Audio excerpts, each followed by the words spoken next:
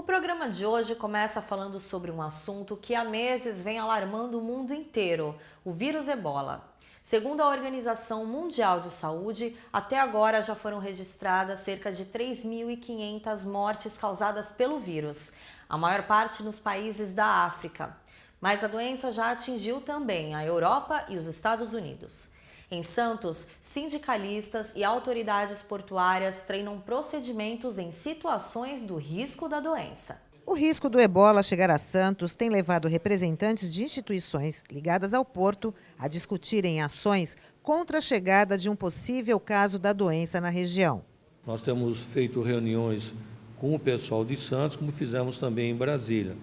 No dia 22 de agosto, nós estivemos em Brasília com uma equipe da Anvisa, junto com o pessoal da CEP, da ANTAC e da Receita Federal, como se fosse um grupo interministerial, para saber quais são os efeitos do vírus Ebola, quais as prevenções que nós temos que adotar para que possamos informar os nossos associados e, por sua vez, comunicam os navios que aportam o Porto de Santos, procedente dessas áreas afetadas.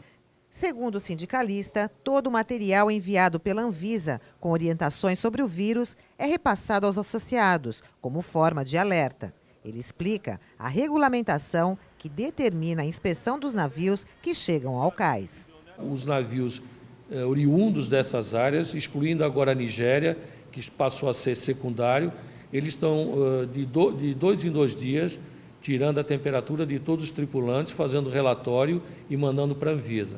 Navio que for constatado sintoma de ebola, ele vai ter que tirar essa temperatura de 4 em 4 horas. Além disso, ele é obrigado a entregar o Medical Logbook, que é o registro médico de bordo para a Anvisa, para que ela possa analisar e verificar se alguém teve atendimento durante a viagem. O navio deve atracar, a princípio, no caso da Marinha, né? Se tiver navio da Marinha, a CODEST vai arrumar um berço para que ele atraque. Aí sim vai encostar a ambulância do grau para que ele desembarque e seja removido para São Paulo para o Hospital Emílio Ribas. A evolução do ebola se acelera a cada dia nos países oeste da África. A epidemia já matou cerca de 3.500 pessoas. Ainda não há tratamento e nem vacina contra o vírus. E, de acordo com este especialista, a doença é altamente transmissível e mortal na maioria dos casos.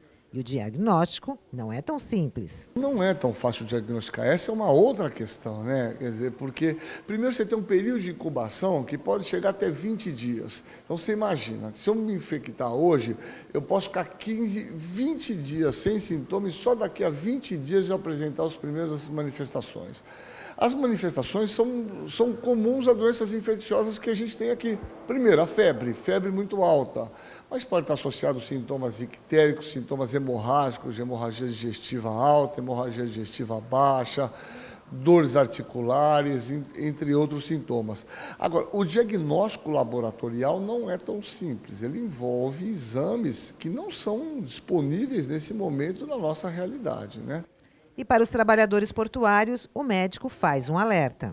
Evidentemente, todo cuidado é pouco com qualquer tipo de contato que envolva a secreção. Indivíduos espirrando, indivíduos, obviamente, salivando, compartilhamento de copos, de objetos de uso pessoal, obviamente isso não deve ocorrer de maneira nenhuma. E quanto à infraestrutura na cidade para lidar com um possível caso de contaminação do ebola? Existe hoje umas empresas terceirizadas que dispõem de ambulâncias com todo esse nível de proteção, uma proteção muito elevada em termos de proteção individual, e nós não temos, na nossa região, nenhum hospital que tem um nível de isolamento necessário, por exemplo, para um caso como esse. Quer dizer, então é necessário que as pessoas, a nossa cidade, pelas características que ela tem, que nós tenhamos um setor de isolamento específico para essas possibilidades dessas doenças que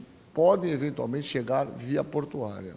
Um outro problema que é muito preocupante é que só existe uma marca de bolha, quer dizer, no estado de São Paulo todo. Então, se tiver um caso no aeroporto de Guarulhos, o aeroporto de Congonhas e aqui no Porto, qual a prioridade que vai ser dada para atendimento se você só tem uma maca? Quer dizer, isso é um absurdo. A parte que cabe aos órgãos anuentes em Santos, esses procedimentos estão sendo discutidos, né, e elaborados para que sejam adotados num caso de emergência. Então, nós já temos definidos, por exemplo, que o navio vem para o Fundeadouro 2, já vai essa equipe do bombeiro junto com o grau. Posteriormente, se o navio tiver que atracar, vai o prático junto com o chefe da Anvisa para poder, então, acompanhar todo esse procedimento.